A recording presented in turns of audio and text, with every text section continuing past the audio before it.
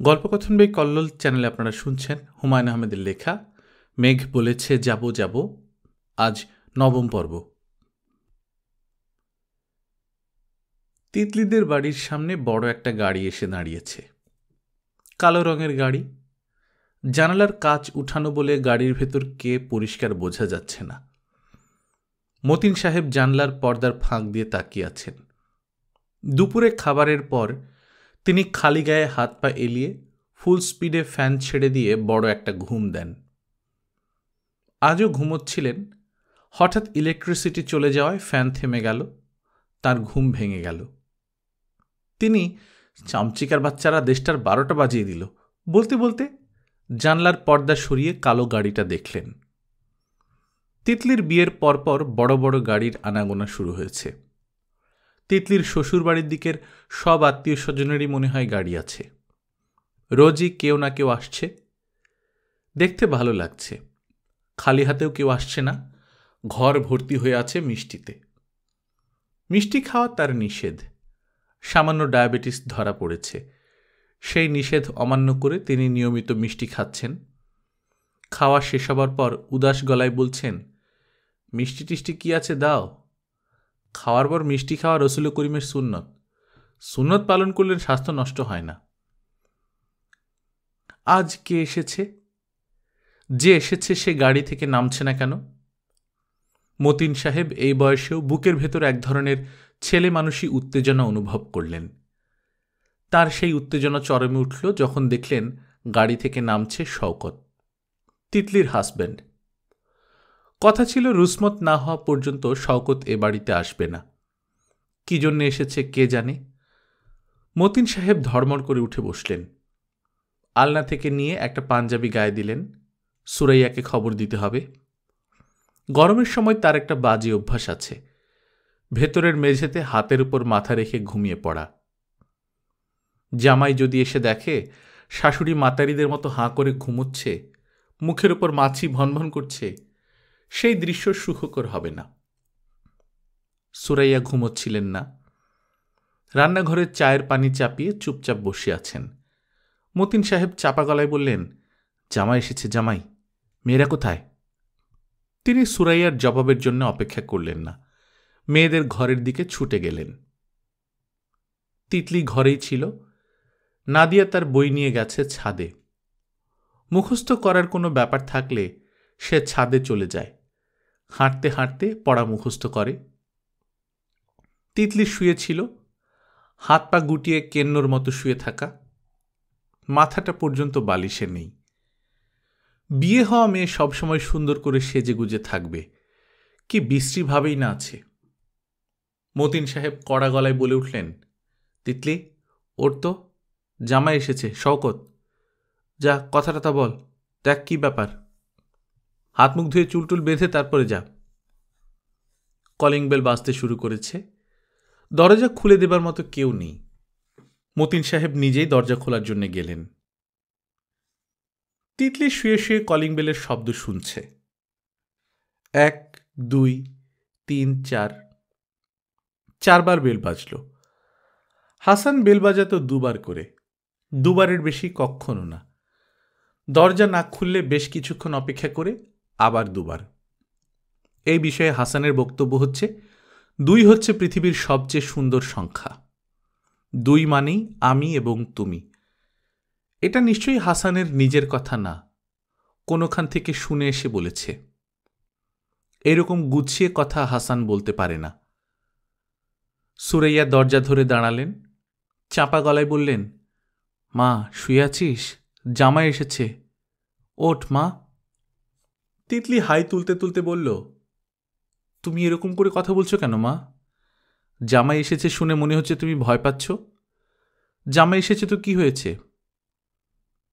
হাত মুখ ধুয়ে বসার ঘরে যা। এত ব্যস্ত হচ্ছ কেন মা? বিয়ে যখন করেছি বসার ঘরে নিশ্চয়ই যাব, তাড়াহুড়ার কিছু নেই। তুমি আমাকে চা খাওয়াও, চা খেয়ে তারপর যাব। কাপড় বদলাবি না? তুমি বললে অবশ্যই বদলাবো। সুরাইয়া ক্ষীণ স্বরে বললেন, তুই এরকম করে কথা বলছিস কেন? আমি ভালো মতোই কথা বলছি মা, তুমি আমাকে নিয়ে খুব ভয়ে ভয়ে আছো বলেই আমার স্বাভাবিক কথাই তোমার কাছে অস্বাভাবিক মনে হচ্ছে। ভয় করো না মা, আমি হাস্যকর কোনো ড্রামা করব না। গলায় শাড়ি পেঁচিয়ে সিলিং ফ্যানে ঝুলে পড়া আমাকে দিয়ে হবে না। কেউ একজন আমাকে দিয়ে একটা খেলা শুরু করেছে, সেই খেলাটা আমি শেষ পর্যন্ত খেলব। খেলা মানে? কি খেলা? ও তুমি বুঝবে না মা। চা এনে দাও, চা খাবো, চা খেয়ে গোসল করব, তারপর সেজে গুজে শওকত সাহেবের সামনে দাঁড়াবো। উনি প্রেম করতে চাইলে প্রেম করব, হাত ধরতে চাইলে হাত ধরব। সুরাইয়া চিন্তিত মুখে রান্নাঘরে ফিরে এলেন। তার মন বলছে এই মেয়ে ভয়ঙ্কর কিছু করবে। সেই ভয়ঙ্করটা কি তা তিনি ধরতে পারছেন না। মেয়ের জন্যে এক বৈঠকে 100 রাকাত নামাজ তিনি মানত করেছেন। রুসমতের পর মেয়ে যে রাতে প্রথম শ্বশুরবাড়ি যাবে, সেই রাতে তিনি মানত শেষ করবেন। মানত শেষ না করা পর্যন্ত তিনি শান্তি পাচ্ছেন না। মতিন সাহেব অতি আনন্দের সঙ্গে জামাইয়ের সাথে গল্প করছেন। তার হাতে রথম্যান সিগারেটের প্যাকেট। শওকতের ভদ্রতায় তিনি এই মুহূর্তে মোহিত। শওকত তার জন্য 1 কার্টন রথম্যান সিগারেট এবং একটা লাইটার নিয়ে এসেছে। এমন সুন্দর লাইটার তিনি জন্মেও দেখেননি, কখনো দেখবেন এই আশাও করেন না। লাইটারটা কালো রঙের, ছোট্ট একটা লাল বোতাম আছে। বোতামে টিপ দিলেই নীলাভ অগ্নিশিখা দেখা দেয়। লাইটারের কর্মকাণ্ড এখানেই শেষ হয়ে যায় না। যতক্ষণ অগ্নিশিখা জ্বলে ততক্ষণ টুনটুন করে শব্দ হতে থাকে। লাইটারটা তিনি এর মধ্যেই কয়েকবার জ্বালিয়েছেন, নিভিয়েছেন, আবারও জ্বালাতে ইচ্ছে করছে। জামাইয়ের সামনে এ জাতীয় ছেলেমানুষই শোভন হবে না বলে মনের ইচ্ছা চাপা দিয়ে রেখেছেন। তিনি সিগারেটে লম্বা টান দিয়ে বললেন, তারপর বলো বাবা, কেমন আছো? শওকত বিনীতভাবে বলল, জি ভালো। তুমি কি ধূমপান করো? করলে আমার সামনে সিগারেট খেতে পারো। এইসব প্রিজুডিস আমার একেবারেই নেই। বিলেত আমেরিকায় বাপ ছেলে এক টেবিলে বসে মদ খাচ্ছে, আর আমাদের দেশে শ্রদ্ধা ভক্তি আসলে মনের ব্যাপার। তুমি আমাকে শ্রদ্ধা করো কি করো না, তা আমার সামনে সিগারেট খাওয়া না খাওয়া দিয়ে বিচার করা যাবে না, কি বলো? জি, তা তো ঠিকই। নাও একটা সিগারেট খাও। আমি সিগারেট খাই না। Very good. এটা এমন একটা অভ্যাস যার কোনো ভালো দিক নেই। শরীর স্বাস্থ্য নষ্ট, পরিবেশ নষ্ট, অর্থ নষ্ট। কোটি কোটি টাকা ধোঁয়ায় উড়ে যাচ্ছে, ভাবাই যায় না। ঠিক বলছি না? জি। তারপর বলো, তোমার খবরাখবর বলো। শওকত লজ্জিত গলায় বলল, আমি একটা অনুরোধ নিয়ে এসেছিলাম। মতিন সাহেব বিস্মিত হয়ে বললেন, কি ব্যাপার? আমার এক বন্ধুর বিয়ে, ছোটবেলার বন্ধু, খুবই ঘনিষ্ঠ। বিয়ে হচ্ছে গাজীপুরে। ওর খুব ইচ্ছে আমি তিতলিকে নিয়ে সেই বিয়েতে যাই। ইচ্ছে হওয়াটাই তো স্বাভাবিক। তুমি তিতলিকে নিয়ে যাও, তোমার স্ত্রীকে তুমি নিয়ে যাবে, এর মধ্যে আবার অনুরোধ কি? না, এখনো তো ফর্মালি উঠিয়ে নেওয়া হয়নি। এইসব ব্যাপার নিয়ে একেবারেই চিন্তা করবে না। কাবিননামা তৈরি হওয়া মানেই বিয়ে হয়ে যাওয়া। ফিরতে হয়তো দেরি হবে, গাজীপুর তো অনেকখানি দূরে। হোক দেরি, কোনো সমস্যা নেই। আমি রাত 2টার আগে ঘুমাই না। আমার বন্ধু বলছিল রাতটা তার ওখানে থেকে যেতে। রাস্তাটা খারাপ, প্রায়ই ডাকাতি হয়। রাতটা থেকে সকালে আসো, কোনো সমস্যা নেই। আমি তিতলিকে বলে দিচ্ছি।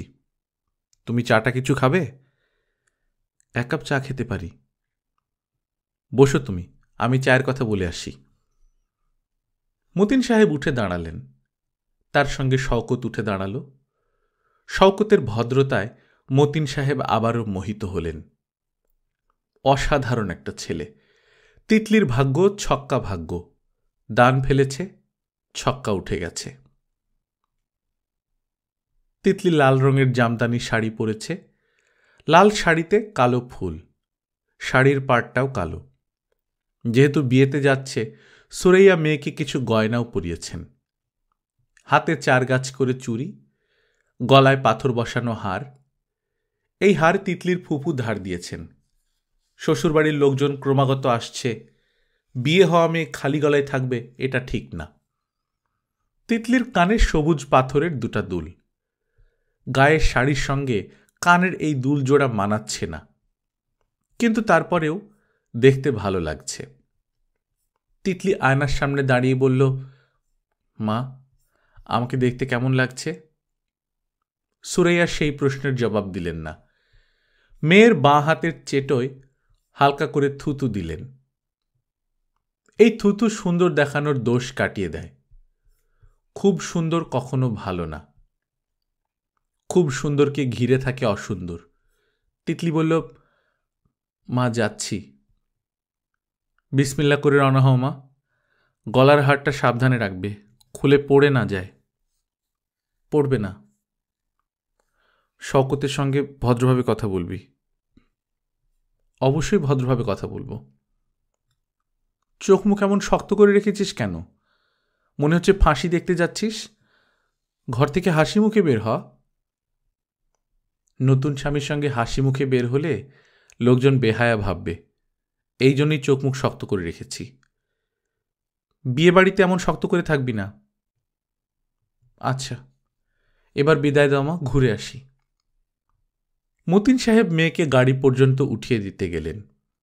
অবাক হয়ে বললেন, গাড়ির ড্রাইভার কোথায়? শওকত বলল, ড্রাইভার নেই, গাড়ি আমি চালাবো। মতিন সাহেব আবারও মোহিত হলেন। জামাই গাড়ি চালিয়ে যাবে, পাশে বসে থাকবে তিতলি। অসাধারণ দৃশ্য, দেখাতেও আনন্দ। গাড়ি সাবধানে চালাবে বাবা। ঢাকার ট্রাফিকের যে অবস্থা, নিয়ম কানুন বলে তো কিছুই নেই। অদ্ভুত দেশ। শওকত হাসি মুখে বলল, আপনারা কোনো দুশ্চিন্তা করবেন না, আমি খুব সাবধানী ড্রাইভার। মতিন সাহেব তার নতুন লাইটারে আরেকটা সিগারেট ধরাতে ধরাতে বললেন, সাবধান হওয়াই ভালো, সাবধানের মান নাই। শওকত শহর ছাড়িয়ে হাইওয়েতে না পড়া পর্যন্ত একটা কথাও বলল না। মনে হচ্ছে সে কি বলবে বা বলবে না তা গুছিয়ে নিচ্ছে। তিতলির বসে থাকার মধ্যেও কোনো আড়ষ্টতা নেই। বাতাসে তার চুল উড়ছে, শাড়ির আঁচল উড়ছে, তার ভালোই লাগছে। আমি একটা সিগারেট ধরালে কি তোমার খারাপ লাগবে? জি না। আমি অবশ্য তোমার বাবাকে বলেছি আমি সিগারেট খাই না। আসলে মাঝে মধ্যে খাই, প্রফেশনাল না, অ্যামেচার। তারপর বলো, কেমন আছো? জি, ভালো আছি। বলো তো আমরা কোথায় যাচ্ছি? আপনার খুব ঘনিষ্ঠ একজন বন্ধুর বিয়েতে, গাজীপুর। এখানেও আমি তোমার বাবাকে একটা মিথ্যা কথা বলেছি। আমরা গাজীপুরে যাচ্ছি ঠিকই, কিন্তু কোনো বন্ধুর বিয়েতে না। ও, তোমাকে নিয়ে একটু ঘোরার ইচ্ছা হলো, কাজে একটা অজুহাত তৈরি করে তোমাকে বের করে নিয়ে এলাম। রাগ করেনি তো? রাগ করব কেন? শওকত হাসি মুখে বলল, আমার সবচেয়ে ছোট মামাকে আমরা ডাকি মিজু মামা। উনি ফটকাবাজি ব্যবসা করে কোটিপতি হয়েছেন। গাজীপুর একটা জঙ্গল কিনে বাগানবাড়ি বানিয়েছেন। আজ রাতের জন্য সেই বাগানবাড়ির চাবি আমার কাছে। জঙ্গল তোমার কাছে কেমন লাগে? জানি না, জঙ্গলে কখনো থাকিনি তো। সত্যিকার জঙ্গল অবশ্য আমাদের দেশে নেই। সুন্দরবনে খানিকটা আছে, তাও মূলটা পড়েছে ইন্ডিয়ায়। তুমি ইন্ডিয়া গেছো কখনো? জি না। আমি নিয়ে যাব। ইন্ডিয়ার উত্তরপ্রদেশে বড় বড় জঙ্গল আছে। কুমায়ুনের মানুষ খেকো বাঘ বইটা পড়েছ, জিম করবেটের লেখা? জি না। ওই বইটা পড়লে জঙ্গল সম্পর্কে ধারণা পেতে। তোমার গলার এই হারটা তো খুব সুন্দর। কি পাথর এটা? আমি জানি না, আমার ফুপুর হার, আমার না। যতদূর মনে হয় জিরকন।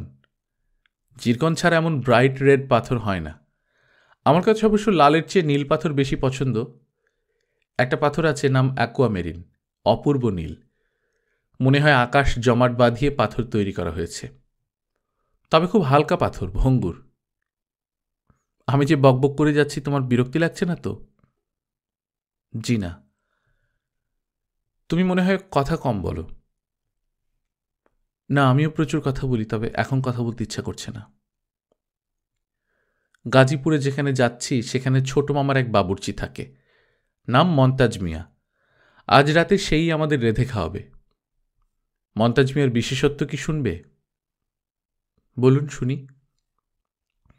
মিজু মামার ধারণা মন্তাজ মিয়া হচ্ছে পৃথিবীর সেরা 5 জন রাঁধুনির একজন। ও শুধু দেশি রান্না পারে, রোস্ট টোস্ট পারে না। আমি শুনেছি তুমিও খুব ভালো রাঁধতে পারো। কার কাছে শুনলেন?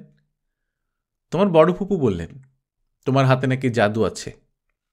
আরেকবার তোমাকে নিয়ে এখানে আসবো, সেদিন তুমি রাঁধবে, সব জোগাড় যন্ত্র করা থাকবে, তুমি শুধু রান্না চড়িয়ে দেবে। তোমার কি কি লাগবে একটা লিস্ট করে দিলে সেইভাবে ব্যবস্থা করে রাখবো। ঠিক আছে। তোমার কোন রান্নাটা ভালো হয়, মাছ না মাংস? আমার মনে হয় মাছ। সর্বনাশ করেছ, মাছ তো আমি খেতেই পারি না, মাছের মধ্যে চিংড়িটা খাই, তাও যে খুব আগ্রহ করে তা না। শকত আরেকটা সিগারেট ধরালো। তিতলি তাকিয়ে আছে বাম পাশের জানলার দিকে। গাড়িতে বসে থাকতে তার ভালোই লাগছে। লোকটা অকারণে কথা বলে ভাব জমাতে চেষ্টা করছে, এটাও খারাপ লাগছে না। একবার তার ইচ্ছা করলে বলে, ভাব জমানোর জন্য অকারণ কথা বলার দরকার নেই, ভাব হবার হলে আপনাতেই হবে। একটার পর একটা সিগারেট ধরাচ্ছি, তোমার কোনো অসুবিধা হচ্ছে না তো?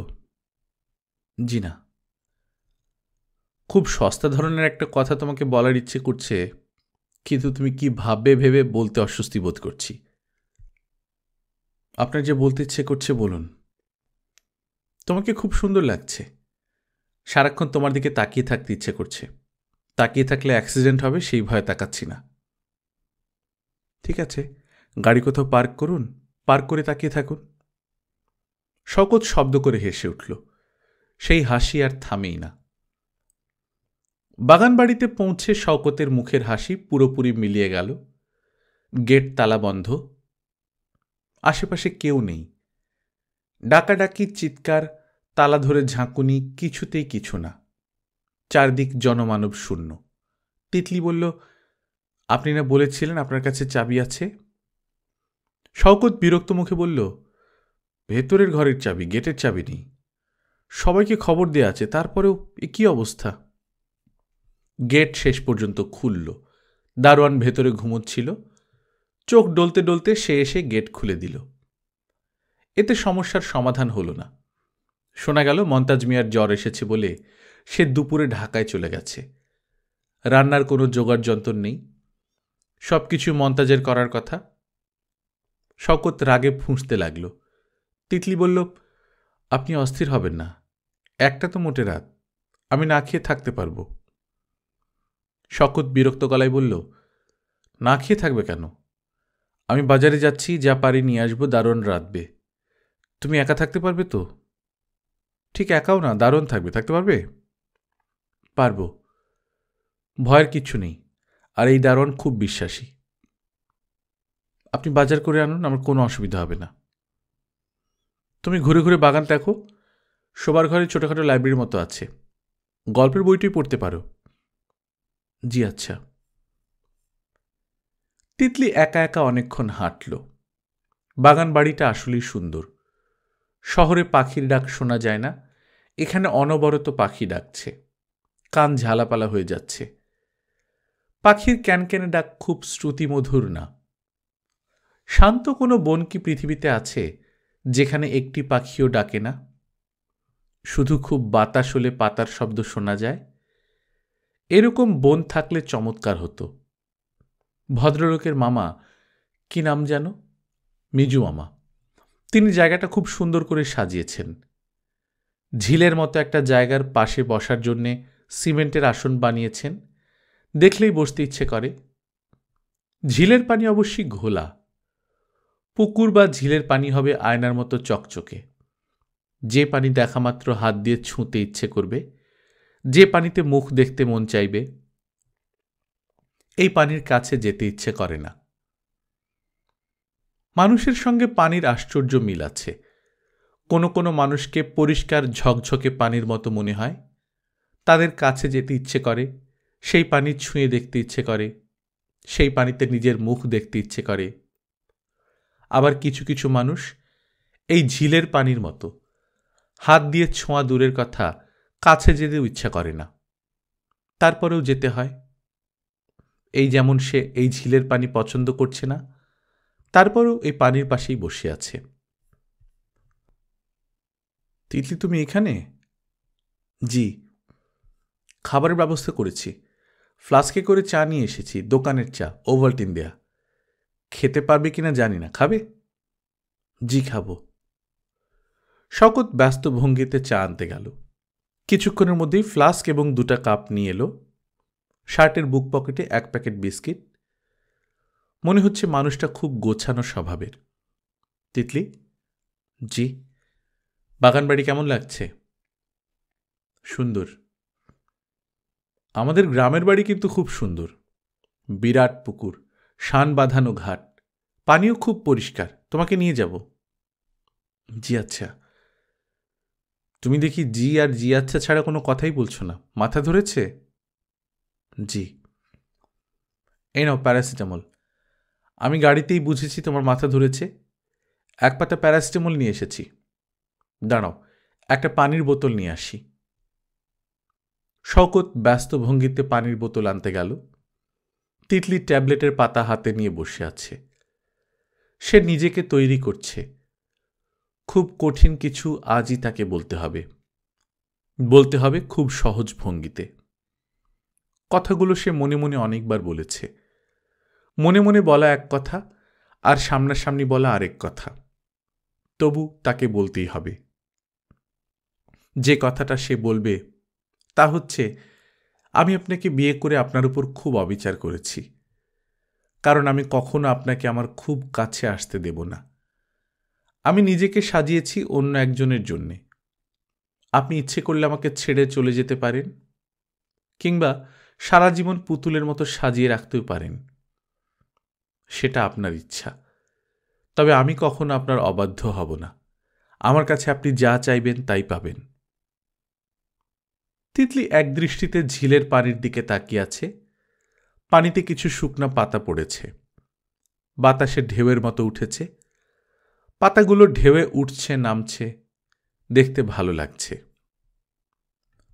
তিতলি, জি। নাও, পানি নাও। তুমি কি মাথা ধরার ট্যাবলেট প্রায়ই খাও? হ্যাঁ। বেশি খেও না, কিডনির ক্ষতি করে। শওকত তিতলির পাশে বসল। তিতলি সরে গিয়ে জায়গা করে দিল। শওকত বলল, জায়গাটা খুব সুন্দর না? হ্যাঁ। বাগানবাড়ি শুনতে অবশ্য অস্বস্তি লাগে। বাগানবাড়ি শুনলেই মনে হয় নিষিদ্ধ আনন্দের জায়গা। বাগানবাড়ি না বলে খামার বাড়ি বললেই মনে হয় খুব কাজের জায়গা। আ প্লেস ফর প্রোডাক্টিভ ওয়ার্ক। তুমি কি গান পছন্দ করো? করি। কি ধরনের গান পছন্দ তোমার? সব ধরনের। নাচ? নাচ কেমন লাগে? ভালো। গানকে বলা হয় হৃদয়ের শব্দ, আর নাচকে কি বলা হয় জানো? জি না। নাচকে বলা হয় শরীরের সঙ্গীত। নাচ কত রকমের আছে জানো? না। নাচ মূলত 4 রকমের: ভারতনাট্যম, কথাকুলি, মণিপুরী, কত্থক। ইদানিং অবশ্য আরও 2টা ধারা ধরা হচ্ছে, ওড়িশি আর কুচিপুড়ি। ও আচ্ছা। এছাড়াও আছে, যেমন ধরো লোকনৃত্য, ছৌ নাচ, রায়বেশে, বাউল, ঝুমুর, কাঠি নৃত্য, ব্রতচারী, খেমটা, কারবা, তয়ফা, ঠুমকি, বিহু, ভাংরা, গরবা। তিতলি মনে মনে হাসল। মানুষটা তাকে মুগ্ধ করার চেষ্টা করছে। গান, নাচ, এই 2টি বিষয়ে অনেক জ্ঞানগর্ভ ব্যাপার মুখস্থ করে এসেছে। তিতলি কিছু বলবে না ভেবেও বলে ফেলল, নাচের এইসব নামধাম আপনি মুখস্থ করেছেন কেন?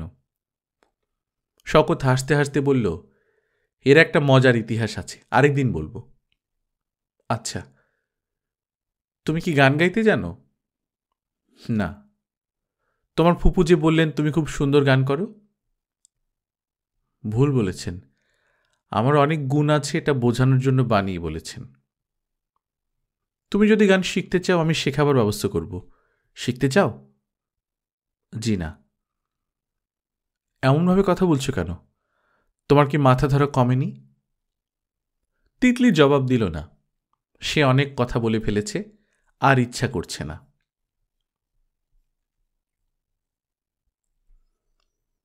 আজ রিনার জীবনে খুব আনন্দময় একটা ঘটনা ঘটেছে।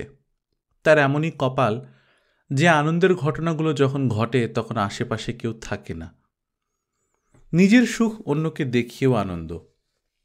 এই সুখ থেকে রিনা বারবার বঞ্চিত হয়েছে।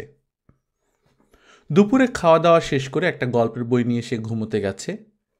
ফ্যান ছেড়ে দিয়ে ঠান্ডা মেঝেতে সে শুয়ে শুয়ে গল্পের বই পড়তে পড়তে ঘুমিয়ে পড়বে। এই ঘুমের মজা আলাদা। ঘুমে যখন চোখ প্রায় বন্ধ হয়ে আসছে তখন কমলার মা বলল, আপনারে কে জানি খোঁজে, বুড়া এক লোক। রিনা বিরক্ত হয়ে বসার ঘরে গেল। মাথা ভর্তি সাদা চুলদাড়ির এক ভদ্রলোক বসে আছেন। এই গরমেও তার গায়ে সাদা সামার কোট। ভদ্রলোককে খুব চেনা লাগছে, আবার ঠিক চেনাও যাচ্ছে না। ভদ্রলোক বললেন, কিরে রিন রিন টিনটিন, চিনতে পারছিস না? রিনা হতভম্ব গলায় বলল, ছোট মামা। যাক, চুলদাড়ি দিয়ে তোকে বিভ্রান্ত করতে পারিনি। তোকে কিন্তু আমি একবার দেখেই চিনেছি। হাফ প্যান্ট পরা অবস্থায় তোর চেহারা যা ছিল, শাড়ি পরা অবস্থাতেও তাই আছে, এতটুকু বদলায়নি। রিনা তার ছোট মামার উপর ঝাঁপিয়ে পড়ল। কত প্রিয় একজন মানুষকে কত দিন পর দেখা। মনে হচ্ছে অন্য কোনো জীবন থেকে মানুষটা হঠাৎ উঠে এসেছে, যেন একটা স্বপ্ন দৃশ্য। মা শোন, কেঁদে সময় নষ্ট করিস না, আমি এক্ষুনি চলে যাব। গত 3 দিন ধরে ঢাকায় আছি, কিন্তু তোর ঠিকানা বের করতে পারছিলাম না। আজ বিকেলে ফ্লাইট। এক্ষুনি চলে যাবে? হ্যাঁ, এক্ষুনি চলে যাব। হংকংয়ের একটা সেমিনারে এসেছিলাম, হঠাৎ ভাবলাম বাংলাদেশ হয়েই যাই। তোর সঙ্গে দেখা হবার আশা তো ছেড়েই দিয়েছিলাম, তবু যাক শেষ মুহূর্তে দেখা হলো। তুমি এমন বুড়ো হয়ে গেল কেন মামা? বয়স কত হয়েছে দেখবি না? তুমি সত্যি আজই চলে যাবে?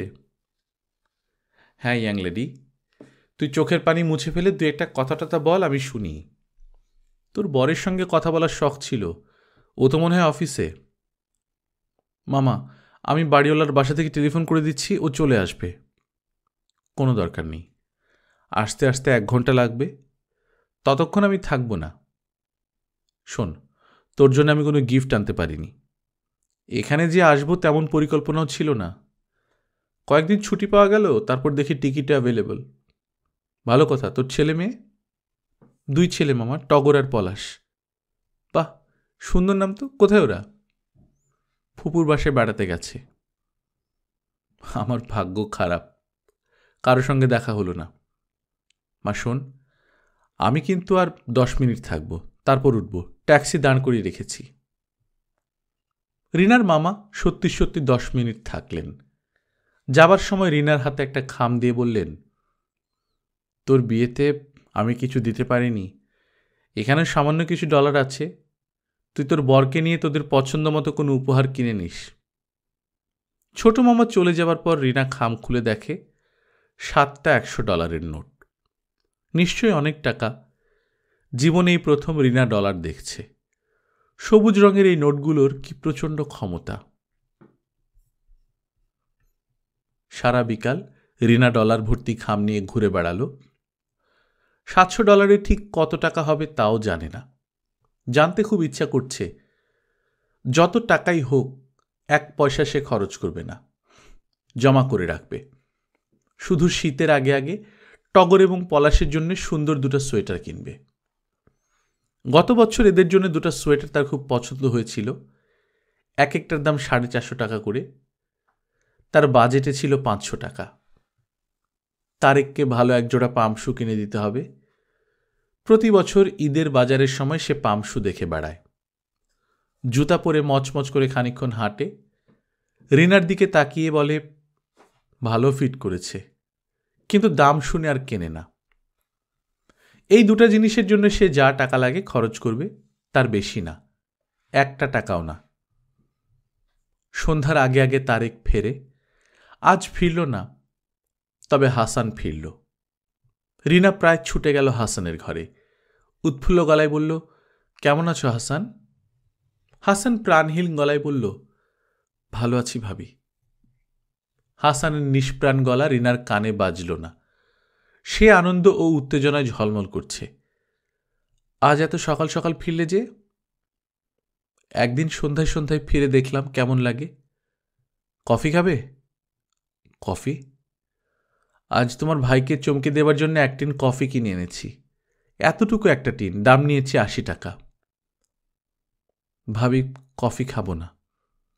আহা, খাও না, আমিও তোমার সঙ্গে খাবো। বেশ তো, খাবো। রিনা চেয়ারে বসতে বসতে বলল, হাসান, তুমি কি জানো বাংলাদেশি ডলার কত করে? তোমার কথা বুঝতে পারছি না ভাবি। $100 বদলে বাংলাদেশি কত টাকা পাওয়া যাবে? তুমি ডলারের খোঁজ করছো কেন? রিনা খিলখিল করে হাসতে হাসতে বলল, আদার ব্যাপারই তো, এই জন্য ডলারের খোঁজ করছি। কত করে ডলার তুমি জানো? $100 3,500 টাকা করে পাওয়া যায়। রিনা দ্রুত হিসাব করে বলল, 24,500? কি সর্বনাশ! বিড়বিড় করে কি বলছো ভাবি? আমি কি বলবো তুমি বুঝতে পারবে না। দেখি তুমি হাত পাতো তো। চোখ বন্ধ করে হাত পাতো। আহা, হাত পাতোই না। হাসান হাত পাতল। রিনা তার হাতে একটা $100 নোট দিয়ে বলল, এটা তোমার। ব্যাপারটা কি ভাবি? আমি কিছু ডলার পেয়েছি, সেখান থেকে তোমাকে $100 দিলাম। তোমার টাকায় আমি কত অসংখ্যবার ভাগ বসিয়েছি। সামান্য কিছু তোমাকে ফেরত দিতে পেরে আমার যে কি ভালো লাগছে তুমি কোনোদিনই বুঝতে পারবে না। ডলার তোমাকে কে দিয়েছে? আমার ছোট মামা। আমি যখন ক্লাস 5-এ পড়ি তখন তিনি দেশ ছেড়ে চলে যান, আর ফিরে আসেননি। আজ দুপুরে হঠাৎ বাসায় এসে উপস্থিত। যাবার সময় আমাকে $700 দিয়ে গেছেন। তুমি তো বিরাট বড় লোক ভাবি। বড় লোকের চেয়ে বড় কথা হলো, আমি যে কি খুশি হয়েছি তা তোমাকে বোঝাতে পারবো না। তোমার খিলখিল হাসি শুনে বুঝতে পারছি। ডলারটা পকেটে রাখো হাসান। হাসান ডলারটা পকেটে রাখল। রিনা বলল, তোমার মুখ এমন শুকনো কেন? শরীর খারাপ? না। মন খারাপ? হাসান কিছু বলল না। রিনার গলার স্বর তীক্ষ্ণ হল। সে চিন্তিত মুখে তাকিয়ে আছে। হাসানের যে মন এতটা খারাপ তা সে বুঝতে পারল না। কেমন অদ্ভুত দেখাচ্ছে হাসানকে। সত্যি কিছু হয়নি? না। আমাকে বলতে পারো, আমি শ্রোতা হিসেবে ভালো। তোমার সমস্যা আমাকে শুনিয়ে লাভ হবে না, কিছু করতে পারবো না। তারপরে শুনতে চাই। শোনাবার মতো কোনো সমস্যা হয়নি। বান্ধবীর সঙ্গে ঝগড়া হয়েছে, তিতলি বেগম? হাসান সামান্য হাসল। শার্টের পকেট থেকে সিগারেট বের করতে করতে বলল, না, ঝগড়া হয়নি। আমার মনে হচ্ছে তোমরা ঝগড়া করেছ। ভালোবাসাবাসির সময় অতি তুচ্ছ বিষয় নিয়ে মনোমালিন্য হয়। কঠিন প্রেম ভেঙে যায় যায় অবস্থাও হয়। এসব কিছু না ভাবি। আমাদের কখনো ঝগড়াও হয়নি, মনোমালিন্য হয়নি। তাহলে কি?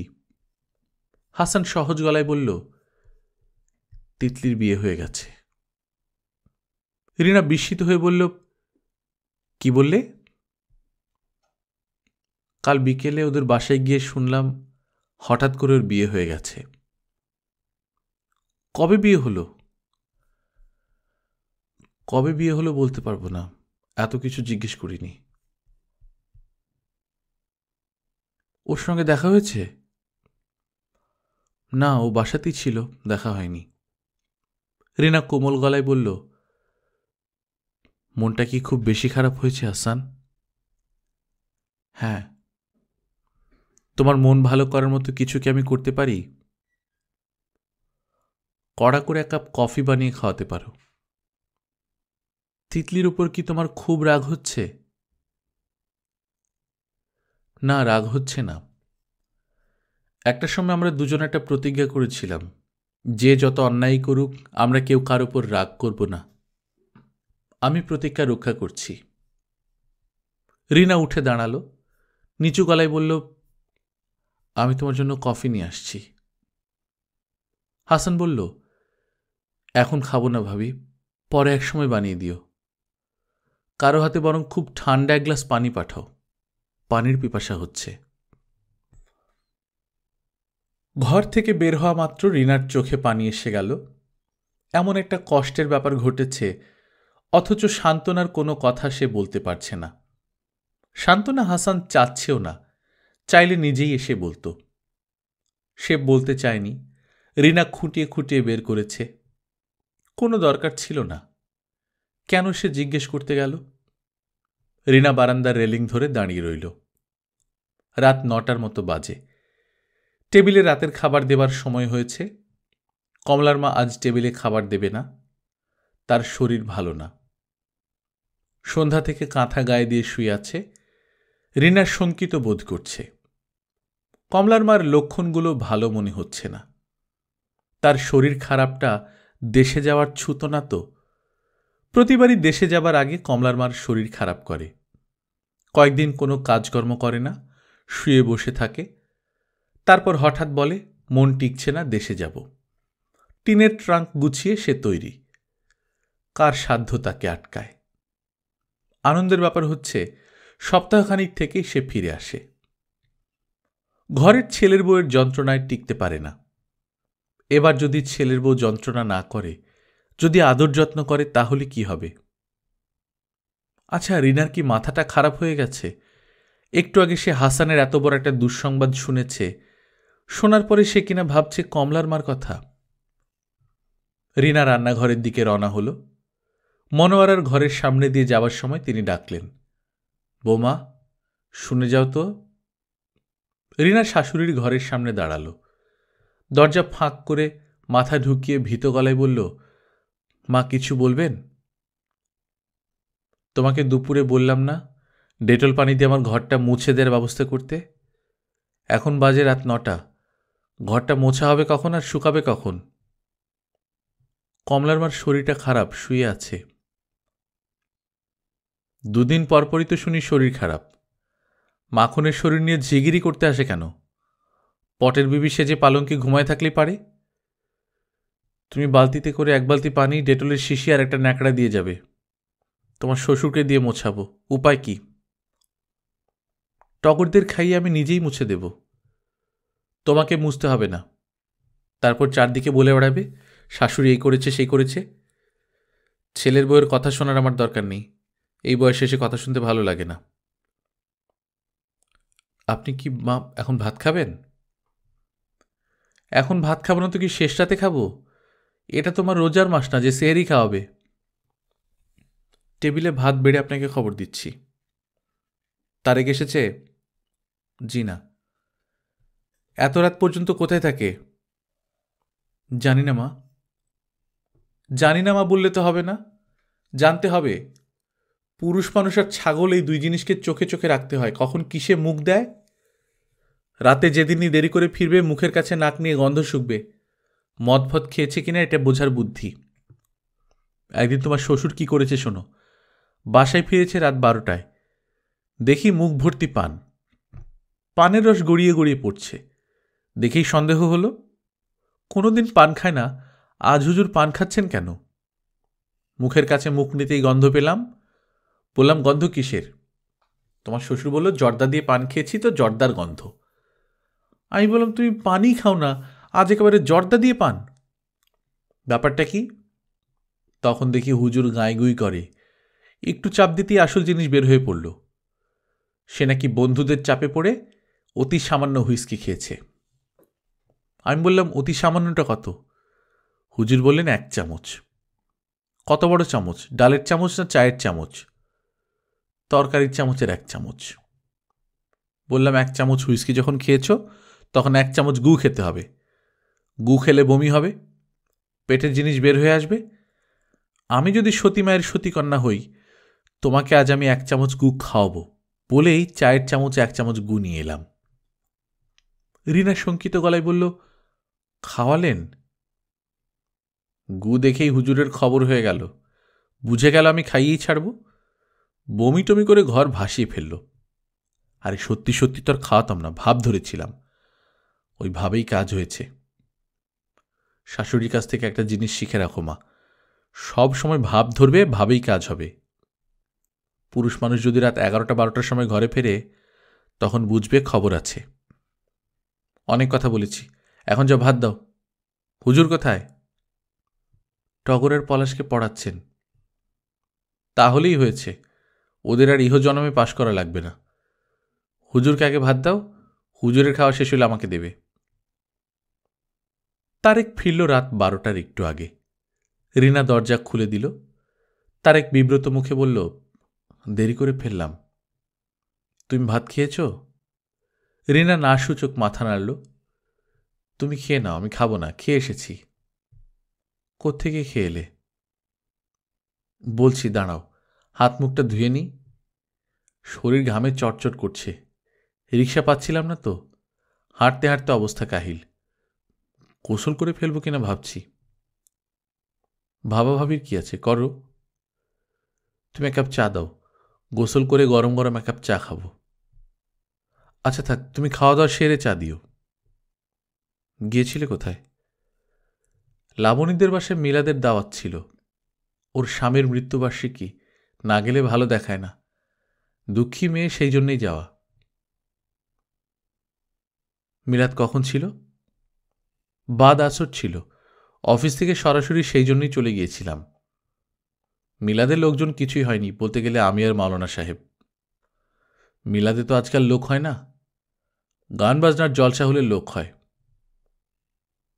মিলাদ রাত 12টা পর্যন্ত চলল? আরে না, আসর রক্তের মিলাদ খুব ছোট হয়, আমি চলে আসতাম। লাবণী এমন কান্নাকাটি শুরু করল, ওকে সান্ত্বনা দিতে গিয়ে রাত হয়ে গেল। তারেক বাথরুমে ঢুকে পড়ল। রিনার খিদে মরে গেছে, কিছু মুখে দিতে ইচ্ছা করছে না। তারপরও তাকে খেতে বসতে হবে, কারণ লায়লা তার সঙ্গে খাবে বলে এখনো খায়নি। ভাবি খায়নি বলে সে না খেয়ে বসে থাকবে, লায়লা তেমন মেয়ে নয়। তার পেটে বিশেষ কোনো গল্প আছে বলেই সে ভাবির সঙ্গে নিরিবিলিতে খাবারের জন্য অপেক্ষা করছে। গল্পকথন বাই কল্লোল চ্যানেলে আপনারা শুনছেন হুমায়ুন আহমেদের লেখা মেঘ বলেছে যাব যাব, আজ 9ম পর্ব। আমরা নিয়মিত গল্প পাঠ করে শোনাচ্ছি। আপনারা যারা প্রথমবার মতো শুনছেন, কাইন্ডলি সাবস্ক্রাইব করে নেবেন। গল্প পাঠ ভালো লাগলে বন্ধুদের সঙ্গে শেয়ার করবেন। নিজে ভালো থাকবেন, আশেপাশের লোকজনকে ভালো রাখবেন। টাটা।